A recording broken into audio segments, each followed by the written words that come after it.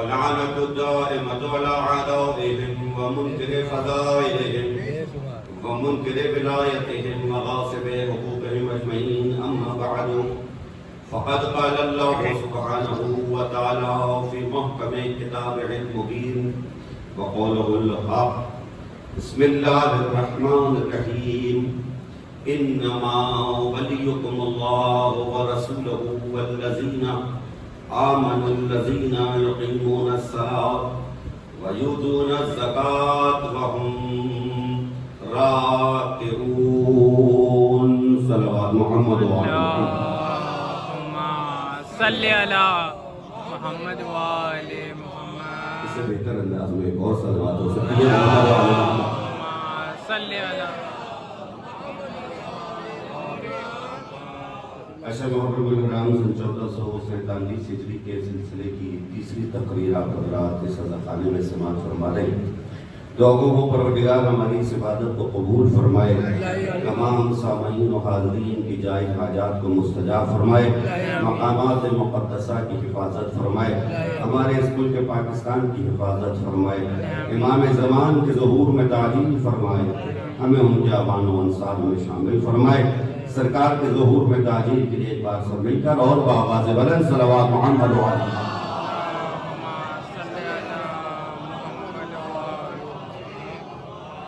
ہمارے گفتگو فضائل امیر المؤمنین، خصائص امیر المؤمنین حضرت علی بن ابی طالب، سرنامہ بیان سورہ مائدہ کی آیت آپ کے ذہن عالیہ میں محفوظ ہے. ارشاد قدرت ہے انما ولیکم اللہ ورسولہ، بس اور بس اللہ تمہارا ولی ہے اور رسول ولی ہے. والذین آمنوا الذین یقیمون الصلاۃ ویؤتون الزکاۃ وہم راکعون، اور وہ ولی ہے کہ جو ایمان لائے، نماز پڑھے اور حالت رکوع میں زکات دے. دو دن کی مسلسل گفتگو، ابتدائی مقدماتی کچھ باتیں اپنے سننے والوں کی سماعتوں کی عدالت میں پیش کی. امیر المومنین علیہ السلام کی شخصیت ایک ایسی آفاقی شخصیت ہے، ایک ایسی کائناتی شخصیت ہے جس کی فضیلت و عظمت کے، جس کی ہمگیریت کے، جس کی جامعیت کے اپنے بیگانے دوست دشمن سبھی قائم ہیں.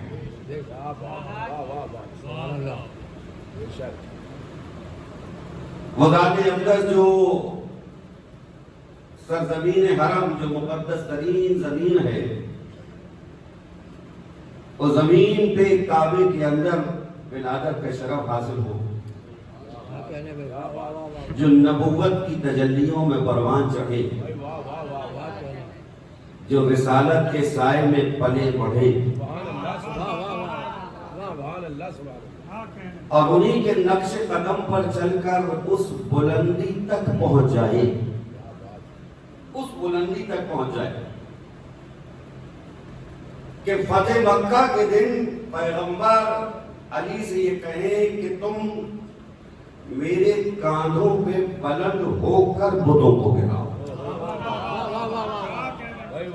اب یہ بلندی وہ بلندی ہے کہ جس کے لیے خود مولائے متقیان نے ارشاد فرمایا کہ جس روز میں رسول کے کاندھوں پہ سوار تھا، مجھے ایسا لگتا تھا کہ جیسے کائنات کی تمام بلندیاں میں نے بنا کسی تمہید کے بعد شروع کی ہے کہ وقت کی تنگی کو ملوث خاطر رکھا ہے، لیکن تمام احادیث کے حوالے آپ کے حوالے کر کے آگے بڑھوں گا.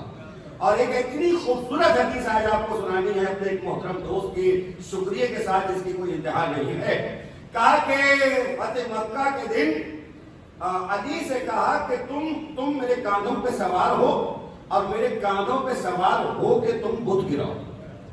علی پیغمبر کے کاندھوں پہ سوار ہوئے اور سوار ہو کے بت گرائے. تو علی کہتے ہیں اس روز مجھے ایسا لگتا تھا کہ کائنات کی ساری بلندیاں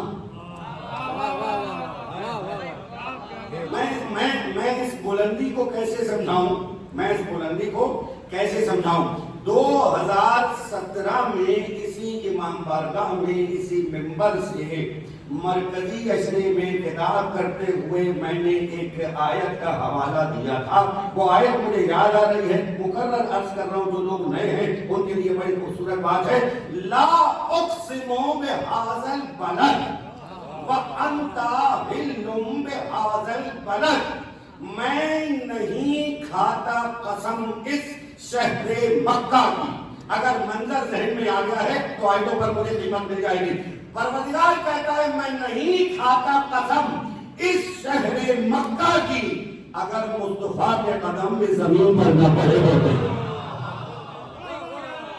میں نے آیت پڑھ دی ہے اور مجھے کہیں تک جانا ہے.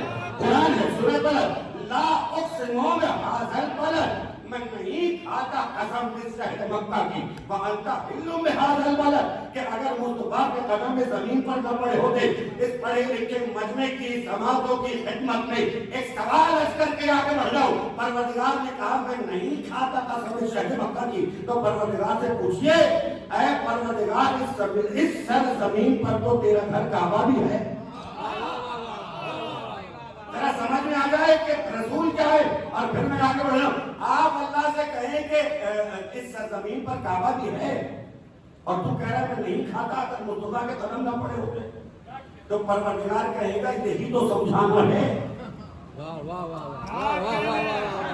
اگر مجمع میری بات پہنچ جائے تو بتا دے.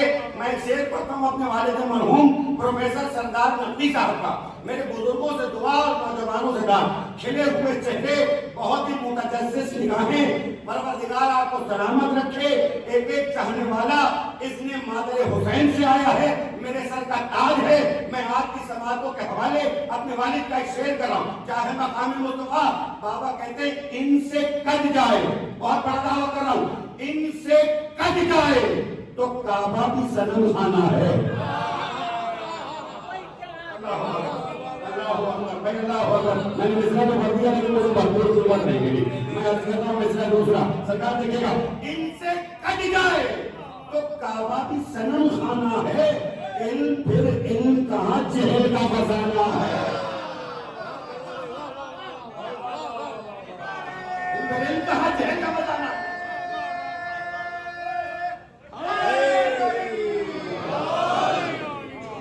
ذرا سا میں نے آیت کو روکا تو مجھے 2-3 باتیں تو نہیں کرنی ہے. میں وہ کہے بغیر آگے نہیں بڑھ سکتا. کل میں نے کہا تھا کہ ابو جہل اس لیے ابو جہل نہیں ہے کہ اسے کتاب پڑھنا نہیں آتی. میرے جملے کی قیمت پتہ نہیں مجھے ملے گی یا نہیں، لیکن میں جملہ کہے بغیر آگے نہیں بڑھ سکتا اس لیے کہ بات بہت بڑی ہے.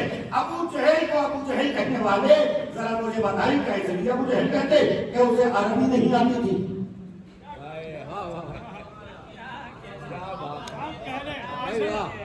بلا کو عربی نہیں آتی اسی کے چاہے جی نہیں. مسئلہ یہ نہیں ہے کہ عربی نہیں، عربی تو اسے بہت اچھی آتی تھی، شعر بھی لکھتا تھا اور اس کو جاہل نہیں، جہالت کا باپ تھا. اللہ اکبر. اب میں نے کہا نا میں جملہ کہوں گا پتہ نہیں مجھے قیمت ملے گی یا نہیں، لیکن میں کہیں بغیر آگے نہیں پڑھ سکتا. ابو جہل کے ابو جہل ہونے نے بتایا کہ جاہل وہ نہیں جس کی عربی ٹھیک نہیں ہے. جملہ بہت بڑا ہے، جملہ بہت بڑا ہے، ریکارڈ ہو رہا ہے لیکن میں ریکارڈ کروا رہا ہوں. جملہ جاہل وہ نہیں جس کی عربی ٹھیک نہیں ہے، جاہل وہ ہے جس کا عقیدہ ٹھیک نہیں ہے.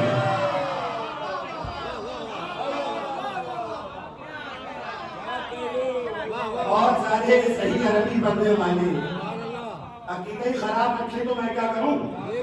تو اب قرآن نے کہا لا اقسم بہذا البلد وانت حل بہذا البلد، میں نہیں کھاتا قسم اس شہر مکہ کی کہ اگر مصطفیٰ کے قدم میں زمین پر نہ پڑے ہوتے. اس آیت میں پروردگار نے سمجھایا کیا؟ کہا جس زمین پر مصطفیٰ کے قدم پڑ جائیں وہ لایق قسم ہو جاتی ہے.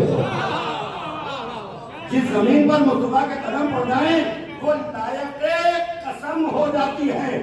یہ مصطفیٰ کے قدموں کی برکت ہے، یہ مصطفیٰ کے قدموں کا مقام ہے. اب جو جملہ کہہ رہا ہوں وہ اتنا بڑا جملہ ہے کہ جو قدم کھا کے نہیں آیا کہ ہاتھ باندھ کے رہے گا وہ ہاتھ نیچے رکھ نہیں سکتا. خدا کی قسم جس کے قدم اتنے باعظمت ہو اس کے کام ہے کتنے باعظمت ہو. اور پھر اس کے قدم کے قریب آج نظر تو امکان ہونے والا بھی نظر آئے.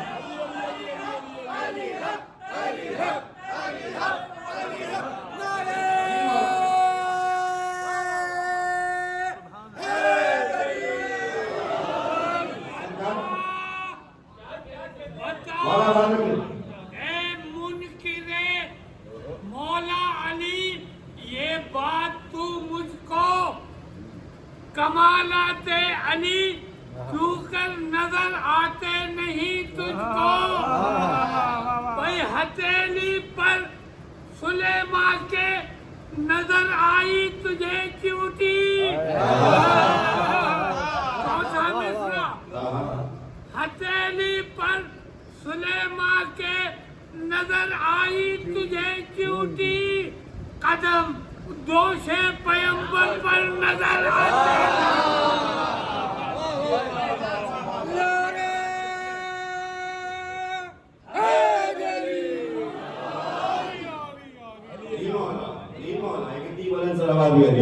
محمد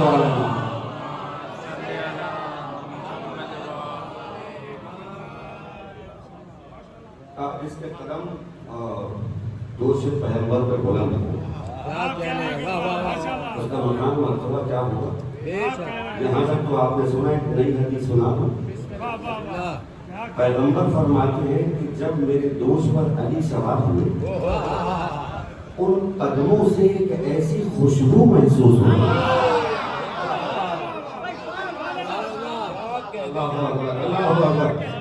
جب میرے کاندھوں پہ علی سوار ہوئے تو ان قدموں سے مجھے ایسی خوشبو محسوس ہوئی جس خوشبو کو میں نے معراج میں جنت میں محسوس کیا.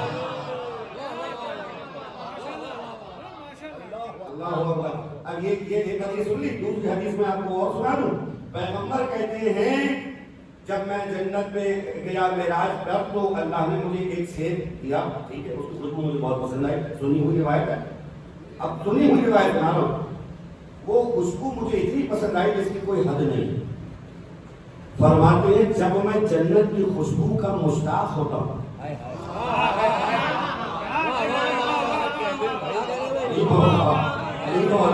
جب میں جنت کی خوشبو کا مشتاق ہوتا ہوں تو میں فاطمہ کی خوشبو سونگ لیتا ہوں. ایک سلوات ہدیہ کریں نا محمد والا محمد.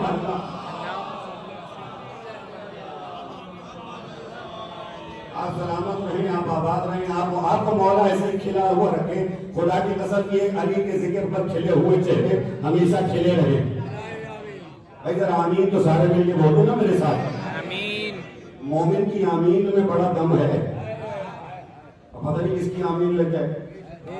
ٹھیک ہے نا؟ تو یہ معصوم کے قول سے بتا رہا ہوں کہ مومن کی جو آمین ہے اس کی بہت قوت ہے، اس کی بڑی طاقت ہے. علی کے ذکر پہ کھلے ہوئے چہرے ہمیشہ کھلے رہے. پھر لوگوں نے نہیں کہا، جب تک کہیں گے نہیں ہوگا. میرا تو بلاجی علی کے ذکر پہ کھلے ہوئے چہرے ہمیشہ کھلے رہے، اور علی کے ذکر پہ بگڑے ہوئے چہرے ہمیشہ بگڑے رہے.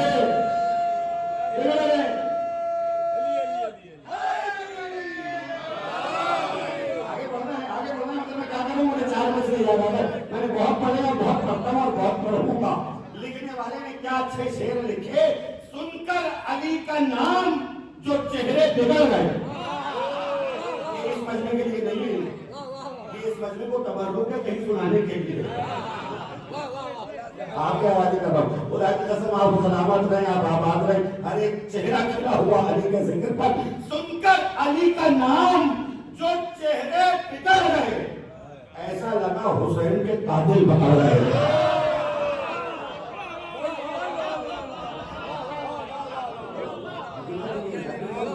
حقیقت یہی ہے.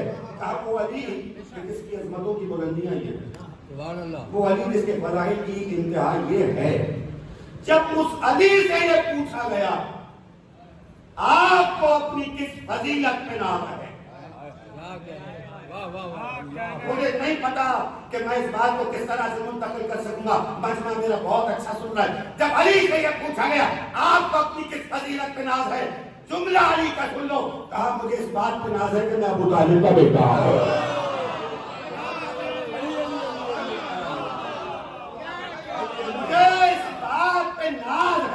میں ابو طالب کا بیٹا ہوں اور مجھے ناز ہے, اس بات پہ ناز ہے کہ میری زوجہ فاطمہ زہرا.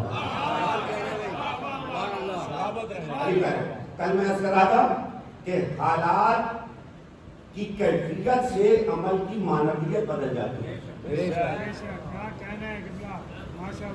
حالات کی کیفیت سے عمل کی معنویت بدل جاتی ہے. اللہ اکبر. مثالیں میں نے عرض کیا, اپنے گھر میں آرام سے کسی جگہ پر نماز پڑھنا اور ہے,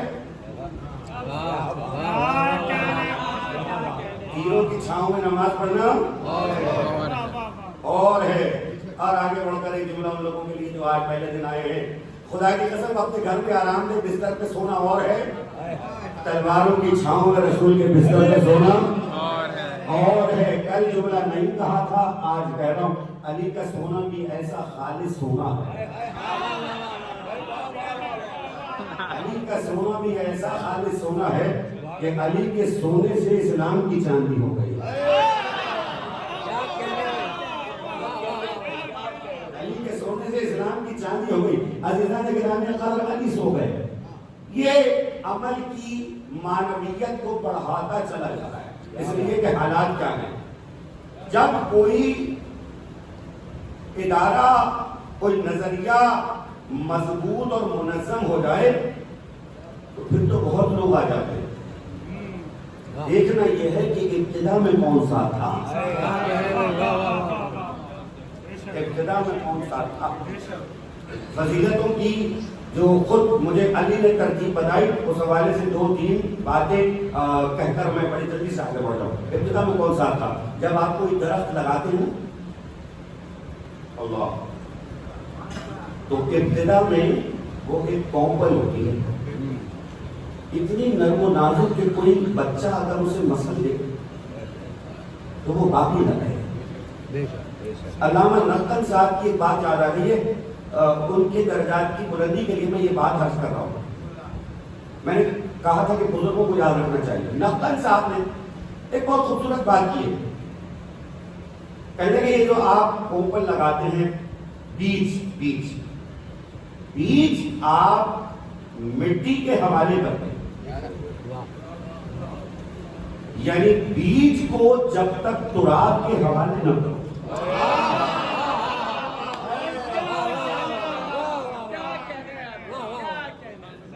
پھل کس میں, بیج میں. اچھا, بیج کو اگر کوئی بہت بڑا عقل مند لیبارٹری لے جائے اور اس کو چاک کرنے کے بعد اس میں سے پھل ڈھونڈے تو سب کہیں گے اما تم کہاں کے عقل مند ہو, تم جاہل بھی ہو اور ظالم بھی ہو. وہ کہے گا کیوں, کیا بیج میں پھل نہیں ہے؟ تو کہنے والے کہیں گے ارے بھائی بیج میں پھل ہے, لیکن اس کا اصول اور فارمولہ یہ ہے کہ اگر آپ نے اس کو تراب کے حوالے نہ کیا,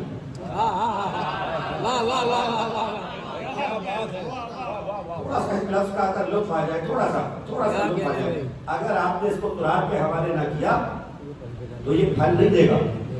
اچھا, یہ تو ہوئی جہالت کی دے گی. تو وہ کہے گا ظالم کیوں, تو آپ کہیں گے ظالم اس لیے ہو کہ تم نے بیج کو چاک کر دیا نا, اب یہ اس قابل نہیں رہا کہ یہ پھل دے. جاہل اس لیے کہ تمہیں پتہ نہیں تھا کہ تراب کے حوالے کرنا ہے, ظالم اس لیے کہ اب یہ اس قابل ہی نہیں چھوڑا تم نے. سورہ احزاب میں جب میں نے آیہ امانت پڑھی, آیہ امانت یاد کریں گے, آیہ امانت,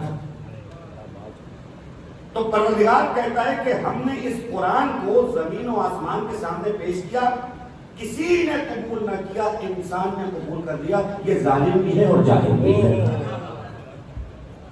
عجیب و غریب ہے. اب میں پڑھ کے کچھ دیر کے لیے حیران ہوا. میں نے کہا جس نے قبول نہ کیا وہ تو ظالم اور جاہل ہے, جس نے قبول کر لیا وہ ظالم بھی ہے اور جاہل بھی ہے. ظالم بھی, جاہل بھی. عجیب و غریب آیا. آئے امانت تم امین ہو نا. تو اب اللہ کہتا ہے انسان کے حقوق کے ظالم کی جائے گی. عجیب و غریب آیت ہے بھائی. غور کیا, علماء سے درخواست کی کہ سرکار کو سمجھا دیجیے, ایک درود ہدیہ کریں گے محمد والے محمد کا. سرکار آپ تشریف لائیے, میری درخواست آپ تشریف لائیے آگے, ایک اور درود سے استقبال کیجیے محمد والے محمد. اللہم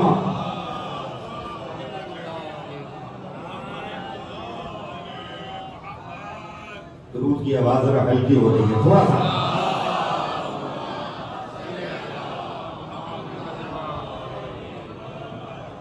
علماء آ جائیں.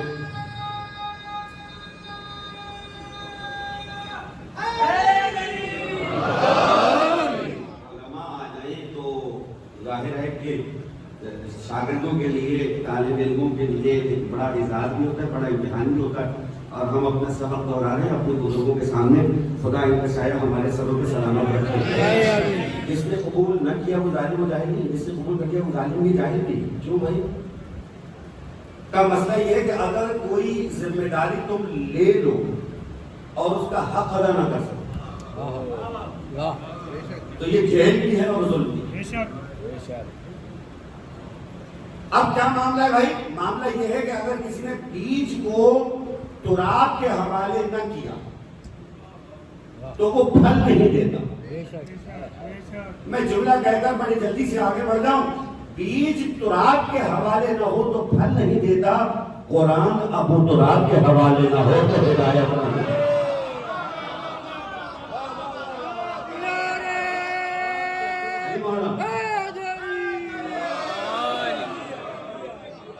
بیج کا تراب کے حوالے ہونا ضروری ہے. اب قرآن کا ابو تراب کے حوالے ہونا جب تک وہ نہیں ہوا تب تک وہ ہدایت نہیں دیتا. میں مثال دے رہا ہوں, مثال دے کے مجھے جس ہستی تک آنا ہے وہیں تک آؤں گا اور وہیں سے بات کو میں آگے بڑھاؤں گا.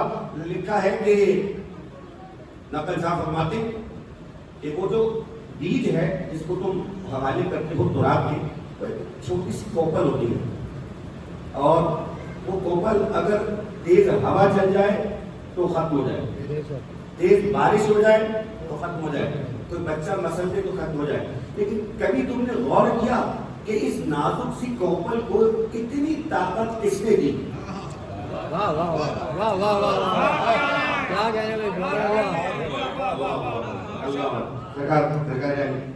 بڑی محبت, میرے بزرگ بیٹھے, میرے بہت اچھے سننے والے بیٹھے, نوجوان بچوں کی متجسس نگاہیں مجھے بہت قوت دیتی ہیں. کہا کبھی تم نے غور کیا اتنی نازک کوپل کو اتنی طاقت کس نے دی کہ وہ سنگلاخ زمین کا سینہ چیر کے باہر آ جاتا ہے؟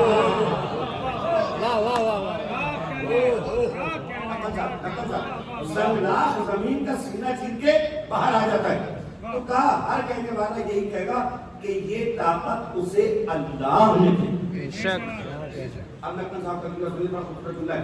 وہ کہتے ہیں اگر اللہ کسی نازک کوپل کو اتنی طاقت دے کہ سنگلاخ زمین کا سینہ چیر کے باہر آئے تو تم مانتے ہو, اور اگر وہ کسی کو اتنی طاقت دے کہ 2 انگلیوں پر در خیبر اٹھا دے,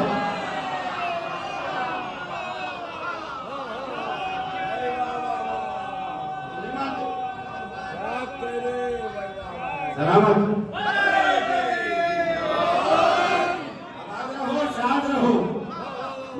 آباد رکھے. کہا جس پروردگار نے اس نازک سی کوپل کو اتنی طاقت دی ہے نا کہ وہ سنگلاخ زمین کا سینہ چیر کے باہر آ گئے, اسی پروردگار نے اس علی کو یہ طاقت دی ہے کہ وہ چاہے تو 2 انگلیوں میں دور خیبر اٹھا لے. یہاں پر تمہیں سمجھ میں آتا ہے, وہاں پر تمہیں سمجھ میں کیوں نہیں آتا؟ کیونکہ تمہاری آنکھوں پہ تعصب کے پردے پڑ جاتے ہیں. کہ تعصب کے پردے ہٹ جائیں تو تمہیں کائنات میں ہر جگہ علی نظر آئے. کیا سنو, دیکھنا یہ ہے کہ ابتدائی اسلام میں کون کو ہستیاں تھیں کہ جو اس وقت ساتھ تھیں, بعد میں تو سبھی ساتھ دینے کے لیے آ جاتے. جب نازک سی کوپل تناور درخت بن جائے تو پھل کھانے سب آ جاتے.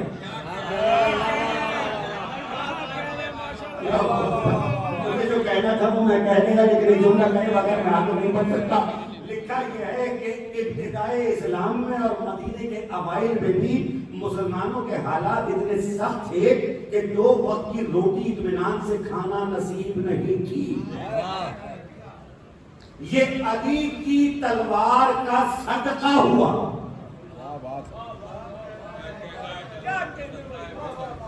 یہ علی کی تلوار کا صدقہ ہوا کہ کون کون غنی ہو گئے.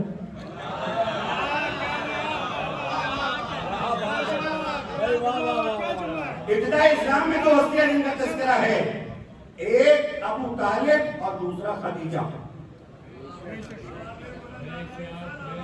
اللہم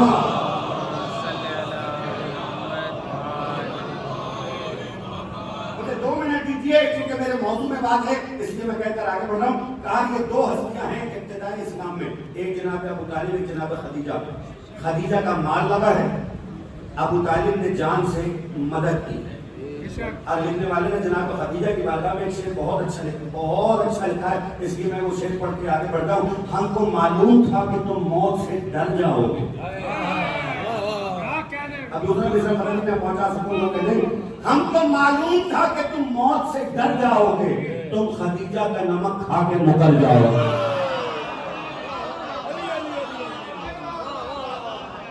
ایسے کہتے ہیں والے ہم سے میں ایک عجیب بات کہہ رہا ہوں.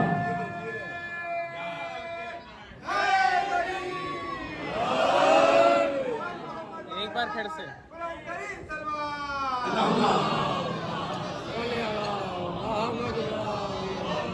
آپ سلامت رہیں میرے بزرگ، بڑی محبت ہے آپ لوگوں کی، بہت شکریہ آپ لوگ. ہم کو معلوم تھا کہ تم موت سے ڈر جاؤ گے، تم خدیجہ کا نمک کھا کے مکر جاؤ گے. بھائی یہ تو سب نے لکھا ہے کہ مال سارا خدیجہ کا لگا، سب کچھ خدیجہ کا لگا، اور پھر خدیجہ کا تذکرہ نہیں. اگر وحید الحسن ہاشمی صاحب یہ شعر لکھے، بھائی میری تو یہ ذمہ داری ہے نا کہ میں اچھے شاعروں کے شعر پڑھوں. مجھے تو کہنا تھا، میں کہہ گیا تو اس کو سمجھنا تھا، وہ سمجھ گیا. کم سے کم میری یہ ذمہ داری ہے کہ میں اچھے شاعروں کے شعر پڑھوں. وحید الحسن ہاشمی صاحب نے شعر لکھا، نہ روب دبدبے سے نہ چاہو جلال سے، نام خدا چلا ہے خدیجہ کے مال سے. علی مولا علی مولا علی مولا. نہ روب دبدبے سے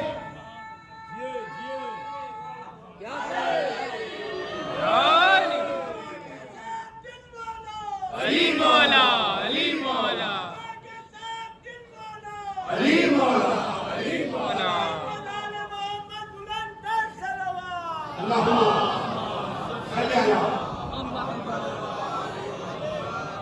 نہ روب دبدبے سے نہ چاہو جلال سے، نام خدا چلا ہے خدیجہ کے مال سے. اب ایک اور شاعر نے لکھا، تھراتا ہے عرب ابو طالب کے لال سے، اسلام پڑھ رہا تھا خدیجہ کے مال. سب نے لکھا کہ مال خدیجہ لگا، لیکن یہ بات میں نے چھیڑی کیوں ہے وہ بات عرض کر دی ہے. لکھا امہات المومنین میں پہلی جناب خدیجہ ہے، اور جناب خدیجہ کے رہتے رہتے پیغمبر نے کوئی دوسرا نکاح نہیں کیا. جناب خدیجہ کے بعد جب دوسرا نکاح کیا تو خدیجہ کو یاد کرتے رہتے تھے. تو کسی کہنے والی نے کہا ہمارے ہوتے ہوئے آپ خدیجہ کو یاد کیوں کرتے ہیں؟ ایک بار پیغمبر نے کہا یہ زوجہ کی یاد نہیں خدیجہ کی یاد ہے. نہ ہو، پیغمبر نے کہا یہ زوجہ کی یاد نہیں خدیجہ کی یاد ہے. اس کا مطلب یہ ہے پیغمبر کی زوجہ ہونا اور ہے. میں جو کہہ رہا ہوں وہ جملے میں پیغمبر کی زوجہ ہونا ہے، خدیجہ ہونا ہے.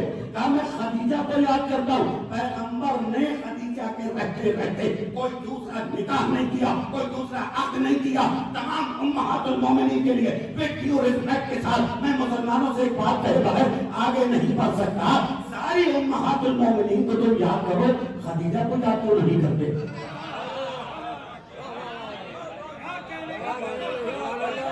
میں کسی کے لیے کچھ نہیں کہہ رہا، لیکن ایک سوال کرنے کا تو حق ہے نا. ساری امہات المومنین کو تم یاد کرو، خدیجہ کو یاد کیوں نہیں کرتے؟ اگر میری بات پہنچ گئی تو شاید کوئی ہاتھ جھکا نہیں رہ سکتا. کہا ٹھیک ہے کہ سب کو یاد کرتے ہو، کرو، خدیجہ کو یاد کیوں نہیں کرتے؟ تو بات سمجھ میں آ گئی کہ خدیجہ کو یاد کیوں نہیں کرتے. جواب دینے والے یہی کہہ کے مر جائیں گے کہ ٹھیک ہے خدیجہ ام المومنین ہے، مگر مشکل یہ ہے کہ علی کے بچوں کی نانی بھی تو ہے. بھائی سلامت رہو. معاملہ ہے. کام مشکل یہ ہے امہات المومنین میں تو ہیں، لیکن علی کے بچوں کی نانی بھی تمہیں جو علی کے بغض میں مر گئے علی کے بغض میں، تو جو ذات علی سے جڑی ہوئی میری اس سے بغض، اب وہ ام المومنین میں ہو یا صحابہ میں، بھائی اب تو ہر چیز میڈیا پر آپ دیکھ رہے ہیں، میں کیا کروں، میں کہیں بغیر آ کے نہیں پڑھ سکتا، لوگ کہتے ہیں آپ صحابہ کو برا کہتے ہیں، اس منبر پہ مولانا محمد نقوی صاحب کا ایک جملہ دہرا دوں، اس لیے کہ انہوں نے خدا اہل بیت کا اشرا بہت سال پڑھا، کہ لوگ ہمیں کہتے ہیں آپ صحابہ کو برا کہتے ہیں، خدا کی قسم ہم صحابہ کو برا نہیں کہتے، لیکن یہ بھی یاد رکھو کہ ہم کسی برے کو صحابی بھی نہیں کہتے۔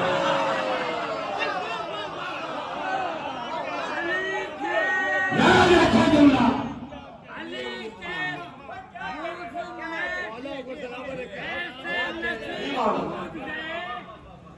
علی کے بغض میں ایسے نصیب پھوٹ گئے، ذہن سے دامن عقل و شعور چھوٹ گئے، اب ان کی نسل میں کیسے کوئی حلالی ہو۔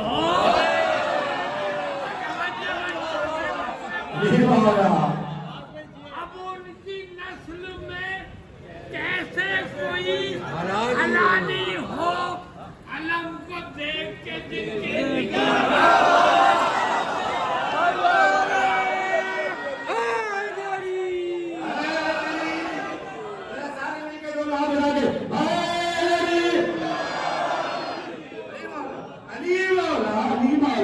کہا بھائی اگر صحابہ میں ہو ہمارے سر کا تاج ہے، سلیمان ہمارے سر کا تاج ہے، ابو ذر ہمارے سر کا تاج ہے، عمار ہمارے سر کا تاج ہے، کئی صحابہ میں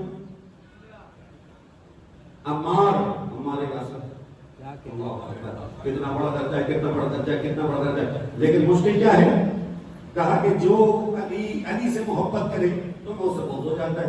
بہرحال اس میں تمہارا قصور نہیں، تمہارے اجداد کا قصور ہے، مسئلہ صرف ایک بات بیان کر کے میں آگے بڑھ جاؤں۔ ابتدائے اسلام میں دو ہستیاں ہیں، ایک خدیجہ اور دوسرا ابو طالب۔ ابو طالب کا اسلام نہ ماننے والے، عجیب بات ہے، میرے پاس وقت نہیں رہا ورنہ میں کچھ بات بہتر آگے بڑھتا۔ بعد میں حفاظت کرنا کوئی بڑی بات نہیں ہے، جس وقت سارا مکہ دشمن ہو،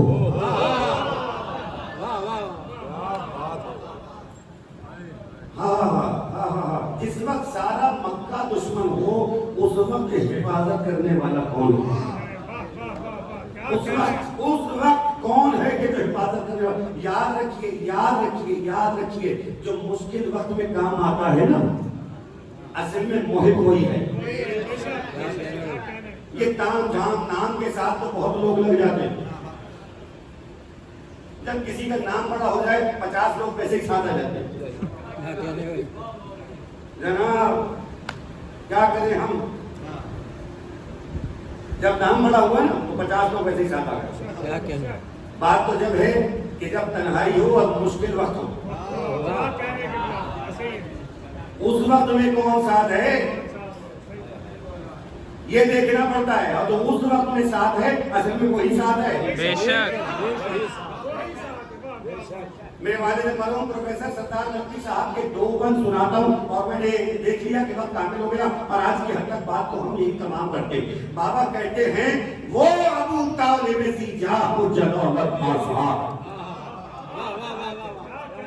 وہ ابو طالب سی جاہ و جلالت آثار، جن کا اجلال بنا نور رسالت کا حصار، ہر نفس جذبہ نثار و وفا سے سرشار، وہ بیٹوں سے بھتیجوں سے محبت کا مثالی معیار، وہ بھتیجے سے محبت کا مثالی معیار، اپنے بیٹوں کو نہ بھتیجے سے بڑھ کر سمجھا، مختصر یہ کہ پیغمبر کو پیغمبر سمجھا، مرکز حق سے تعلق کی ادا کو دیکھے، جشن تاریخ یقین سعاد وفا کو دیکھے، پہلے مکے کی شرنگیز فضا کو دیکھے، پھر بھتیجے کی نگاہوں سے چچا کو۔ یہ تھا مصرع پہلے مکہ کی شرنگیز فضا کو دیکھے، پھر بھتیجے کی نگاہوں سے چچا کو دیکھے۔ مسافر رخ کی جلالت پہ وفا غالب ہے، ہاشمی شان کا معیار ابو طالب ہے۔ ایک بلند صلوات علیہ کریم محمد علیہ وسلم۔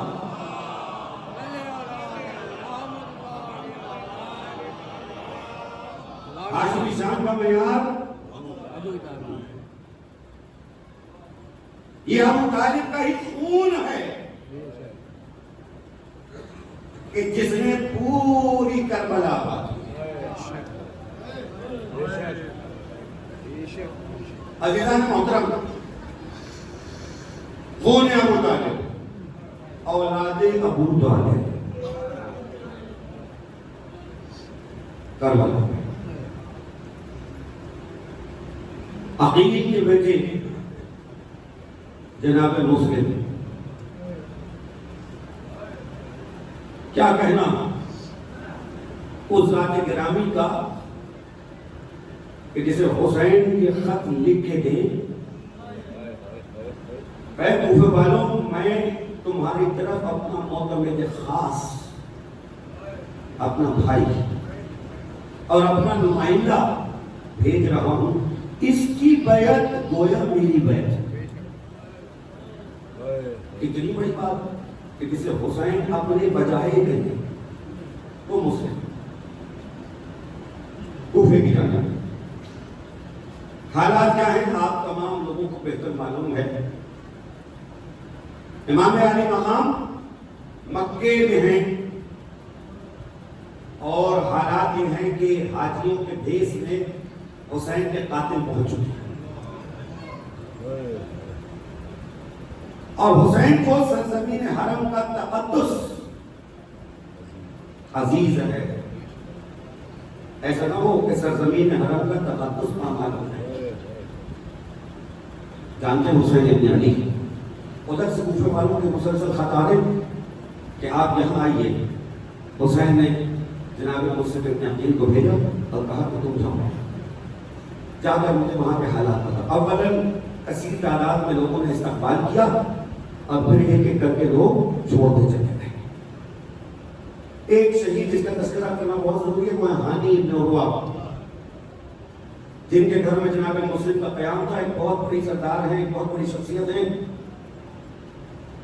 کوفے کا حاکم ملنے آتا ہے، ہانی ابن عروہ کہتے ہیں مسلم تم پردے کے پیچھے چھپ جاؤ، جب وہ میرے پاس آئے گا تو اس کے محافظ نہیں ہوں گے، جب میں کھانسوں میرے کھانسنے کی آواز آئے تو اشارہ سمجھنا اور آ کر اس پہ حملہ کر دینا تاکہ وہ ختم ہو جائے۔ حاکم کوفہ آ کے بیٹھ گیا، جناب مسلم ابن عقیل پردے کے پیچھے ہیں، تلوار پاس ہے۔ ہنسنے کی آواز آئی، مسلم نہیں آئے۔ دوبارہ آواز آئی، مسلم نے حملہ نہیں کیا۔ تیسری دفعہ آواز آئی، حملہ نہیں کیا۔ جب وہ اٹھ کے چلے گئے تو ہانی ابن عروہ نے کہا مسلم اس سے اچھا تو موقع نہیں ملنا تھا، یہ تم نے کیا کیا؟ مسلم کا جواب سن لو حسینیوں۔ مسلم کہنے لگے اگر آج میں چھپ کے حملہ کرتا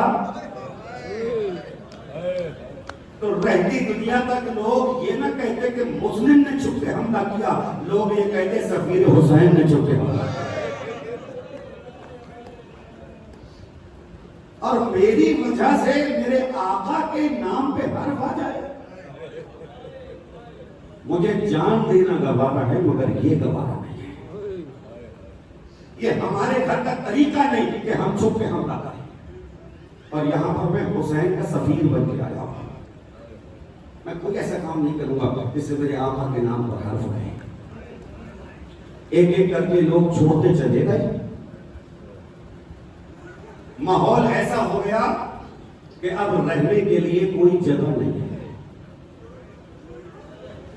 کوفے کے سارے دروازے بند، تنہا سفیر حسین گلیوں میں پھر رہا ہے کہ دیکھا ایک دروازہ کھلا ہے اور ایک بی بی بوڑھی عورت ہے، شاید اس کے بڑھاپے نے اسے جرأت عطا کر دی ہے کہ اسے جان جانے کا خوف نہیں ہے، اسے موت کا خوف نہیں، وہ اپنے گھر کے باہر بیٹھی۔ ایک بار جناب مسلم نے کہا ایک جام آب خالص مل جائے گا؟ وہ بیوی اندر جاتی ہے، پانی لاتی ہے، مسلم کو پانی دیتی ہے، جناب مسلم نے پانی پیا، تکانے سفر اور بڑی وہیں بیٹھ گئے۔ جب بیٹھ گئے تو وہ کہنے لگی اے مسافر تجھے پتہ نہیں شہر کے حالات کیسے، جلدی اپنے گھر چلا جا۔ مسلم نے آنکھیں جھکائیں اور کہنے لگے وہ شخص کہاں جائے جس کا کوئی گھر ہی نہ ہو۔ آپ کی صدائیں بلند ہو، آج تیسری محرم ہو گئی، بڑی جلدی سے یہ ایام اعظم گزر جاتے ہیں، خدا کی قسم جو رونے کا حق ہے وہ ادا نہیں ہوگا۔ جناب مسلم کے مسائل بڑے شدید ہیں، ذرا 2-4 منزلیں مجھے یہ بیان کرنے دیجیے۔ وہ شخص کہاں جائے جس کا کوئی گھر ہی نہ ہو؟ وہ گھبرا کے کہنے لگی تم کون ہو؟ کہا میں مسلم ابن عقیل ہوں، حسین کا سفیر بن کے آیا۔ اب اس کا سوال جو کہنے لگی کون حسین؟ فاطمہ زہرا کا بیٹا حسین۔ سلامت رہیں آپ، یہ گریے کی آوازیں بلند رہیں، خدا آپ کو نہ رلائے کسی کمرے سے باہر نہ ہو سکتے۔ کہا کون حسین؟ وہ فاطمہ زہرا کا بیٹا؟ کہا ہاں فاطمہ زہرا کا بیٹا۔ ایک بار وہ رو کے کہنے لگی میری شہزادی کے بیٹے حسین کے سفیر ہو، میں ان کی کنیزوں پر سے کنیز ہوں، یہ گھر تمہارے لیے حاضر ہے، میری خوش نصیبی کہ میں تمہاری مہمان نوازی کر سکوں، آؤ میرے گھر قیام کرو۔ مسلم ابن عقیل نے اس کے گھر قیام کیا، لیکن اس کا بیٹا جو دشمن اہل بیت تھا، جب اسے معلوم ہوا تو جا کر اس نے مخبری کی اور چاروں طرف سے فوجوں نے حملہ کیا۔ اب یہ منظر خدا کرے کہ میں بیان کر سکوں، جب فوجوں نے چاروں طرف سے اس بیوی کے گھر کو گھیر لیا تو جناب مسلم ابن عقیل کہنے لگے اے بیوی تیرا بہت شکریہ کہ تو نے ہماری مہمان نوازی کی، اس مشکل وقت میں تو ہمارے کام آئی۔ اس وقت ہم تجھے بدلہ نہیں دے سکتے، لیکن یہ وعدہ ہے کہ روز محشر جناب زہرا سے میں تجھے بدلہ دے پاؤں گا، بس اب مجھے اجازت دے۔ معلوم ہے اس بیوی نے کیا کہا، بڑی ذمہ داری سے روایت پڑھ رہا ہوں، بڑی ذمہ داری سے مختلف پڑھ رہا ہوں، مسائل سن لیجیے اور آوازوں کو آزاد کر کے رو لیجیے۔ وہ بیوی کہنے لگی مسلم اگر مناسب سمجھو تو گھر سے باہر نہ جاؤ، گھر میں رہو، فوجیں اگر حملہ کریں گی تو ایک سمت سے آئیں گی، باقی سمت تو دیواریں، اگر باہر جاؤ گے تو چاروں طرف سے حملہ ہوگا، تو تم گھر میں رک جاؤ۔ مسلم کہنے لگے نہیں میں گھر میں نہیں رک سکتا، اس لیے کہ اگر میں گھر میں رکا کہیں فوجوں نے حملہ کیا، ایسا نہ ہو کہ مجھ پر حملہ کرنے والی فوجیں کنیز زہرا کی بے حرمتی کریں۔ یہ جملہ جب میں نے پڑھا اور میں نے سنا تو میں تڑپ کے رہ گیا۔ مسلم نے کہا میں اپنی جان دے دوں گا لیکن میں یہ گوارا نہیں کر سکتا، میری آنکھیں یہ دیکھ نہیں سکتی کہ کوئی کنیز زہرا کی بے حرمتی کر دے۔ اللہ اکبر اللہ اکبر، ذرا دل میں ہاتھ رکھ کے یہ جملہ سن لو مسلم، یہ کنیز زہرا ہے، ثانی زہرا نہیں۔ وہ مسائل میرے چوتھے امام جناب سید سجاد کے ہیں، ثانی زہرا کے سر پہ ردا نہیں ہے، اور لوگ اشارے کر کے کہتے وہ دیکھو علی کی بیٹی زینب ہے۔ آباد رہو، سلامت رہو، وہ دیکھو علی کی بیٹی زینب ہے۔ ایک بار جناب مسلم نے آگے حملہ کیا، حملہ کر کے لڑنا شروع کیا۔ عزیزو جناب مسلم کی جو مشکل ہے وہ شہیدوں کے مقابلے میں اور بہت زیادہ ہے، لیکن اماموں نے لکھا کربلا کے سارے شہیدوں کا مقام بہت بلند، لیکن جناب مسلم کی مصیبتوں میں مصیبتیں اس لیے زیادہ کہ کربلا میں جب کسی شہید کو رخصت کیا، جملہ کہہ رہا ہوں، جب کبھی کسی شہید کو رخصت کیا تو رخصت کرنے کے لیے حسین بھی تھے اور عباس بھی تھے، لیکن ہائے میں مصیبتیں مسلم ابن عقیل، تنہائی کا عالم ہے، کوئی پاس نہیں ہے، کوئی پاس نہیں ہے، کوئی رخصت کرنے والا نہیں، چاروں طرف سے فوجوں نے حملہ کیا ہے، مقابلہ پھر بھی نہیں کر پا رہے۔ ایک بار دھوکے سے گھیرا گیا، گھیر کے حملہ کیا گیا، شیر کو زنجیروں میں جکڑا گیا، جکڑ کے لے گئے دارالامارہ تک۔ سامنے ٹھنڈے پانی کا ایک برتن دیکھا، تو کہا مجھے تھوڑا سا پانی ملے گا؟ پانی دیا گیا، جیسے ہی مسلم نے اپنے ہونٹوں سے لگایا خون سے بھر گیا۔ جناب مسلم نے کہا انا للہ و انا الیہ راجعون۔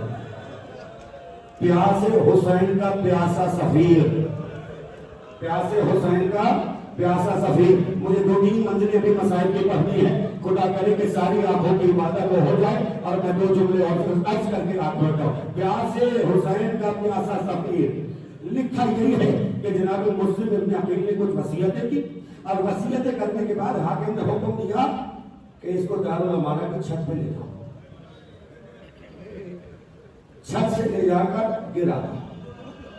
حضرت علامہ رشید ترابی صاحب نے یہ روایت پڑھی ہے اور اس شخص کا نام بھی بیان کیا ہے کہ جو دشمن ہے جناب مسلم ابن عقیل کا، جب اسے یہ کہا گیا کہ تو جا کر چھت سے گرا دے اور سر کو قلم کر دے، وہ آگے بڑھتا ہے پھر رک جاتا ہے، پھر آگے بڑھتا ہے پھر رک جاتا ہے، پھر آگے بڑھتا ہے پھر رک جاتا ہے۔ ایک شخص نے کہا تو آگے کیوں نہیں بڑھتا، تو دشمن ہے، تیرا دشمن ہے، تو مار دے۔ وہ کہنے لگا میں جیسے ہی آگے بڑھتا ہوں کوئی سیاہ پوش بیوی ہے جو میرے سامنے آتی ہے اور آ کر کہتی ہے کیا قصور ہے میرے لال کا، کیا قصور ہے، کیا قصور ہے کہ جس کی تم سے سزا دے رہے ہو۔ بالآخر جب وہ منزل قریب آ گئی کہ جہاں پہ جناب مسلم کو دارالامانہ کی چھت سے گرایا جانا ہے، ایک بار جناب مسلم نے حسین کی جانب اشارہ کر کے کہا السلام علیکہ یا باب، السلام علیکہ یا باب اللہ، اے حسین آپ پر میرا سلام ہو۔ حسین نے اعجاز امامت سے یہ آواز سنی، اپنی نشست سے طلب ہوئے، یہ منظر دیکھا کہ مسلم کو دارالامانہ کی چھت سے گرایا جا رہا ہے۔ اپنی بہن زینب کو بلایا، کہا زینب ذرا مسلم کی بیٹی کو تو میرے پاس لے آؤ۔ ایک 4 سال کی بچی ہے نا، بس ہو گئی، تکلیف ختم ہو گئی، آگے اس منزل میں جہاں تک کچھ آ رہا۔ جناب مسلم کی ایک 4 سال کی بچی ہے جو حسین کے ساتھ ہے، کہا ذرا مسلم کی بیٹی کو تو میرے پاس لے آؤ۔ جناب مسلم ابن عقیل کی بیٹی کو بلایا، اپنے زانوں پر بچھایا، انتہائی شفقت سے سر پہ ہاتھ پھیرا۔ وہ بچی ایک بار حسین کی طرف دیکھتی ہے، دیکھ کے کہنے لگی مولا آپ ہمیشہ ہی مجھ سے پیار سے مخاطب ہوتے ہیں، انتہائی شفقت فرماتے ہیں، لیکن آج آپ اس طرح پیار کر رہے ہیں جیسے یتیموں کو پیار کیا جاتا ہے، جیسے یتیموں کو پیار کیا جاتا ہے۔ مولا میرا بابا خیریت سے تو ہے نا؟ بس یہ جملہ سننا تھا کہ حسین نے چہرے کو دوسری طرف کیا، ایک بار زینب نے بچی کو سینے سے لگا۔